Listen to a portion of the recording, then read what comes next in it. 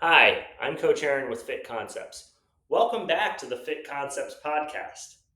Today we're talking about mobility and stability. Which one do you need more? It's one of the most common questions I hear from my clients. And the truth is, it really depends. Most people don't know either way, whether they need strengthening or should be focusing on mobility. So today I'm going to break that down for you in a way that makes sense so you can finally know what your body really needs. Let's start with just some of the basics though. Mobility is your body's ability to move a joint through its full range of motion, right? With control. Think of reaching your arms overhead without arching your back, or being able to squat deeply without your heels coming off of the floor.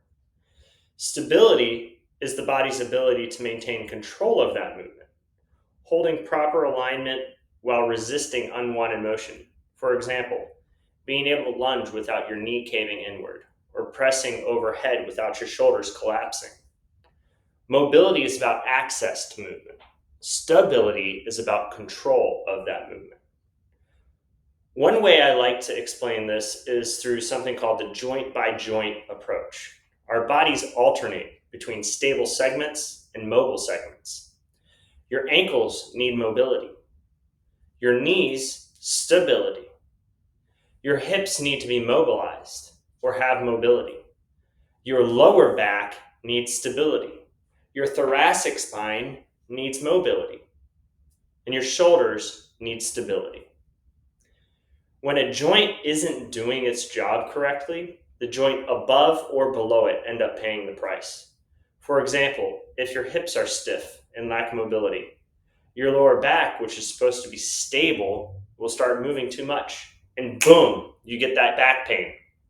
That's why it's not always about stretching the area that hurts. Sometimes you need to restore mobility in an area or stability in another to fix the problem. So back to the question, which one do you need more? The answer really depends on your body. If you struggle to touch your toes, squat depth, or reach overhead without compensation, you probably need more mobility work. If you can move through big ranges of motion but feel really weak, unstable, or constantly get little tweaks and injuries, you probably need more stability work. Here's the thing, you can't really separate them. True mobility is useless without stability, and stability won't hold up if you don't have enough mobility to freely move. They go hand in hand. So, how do you train them in real life? Here's a simple formula. Mobilize, then stabilize. Do a mobility drill first, like hip openers or thoracic spine rotations. Lock in that new range of motion with the stability exercises, like a split squat hold or a plank variation. This way, you're not just creating flexibility, you're teaching your body how to use it safely and effectively. That's the difference between stretching for 5 minutes and actually correcting the way you move.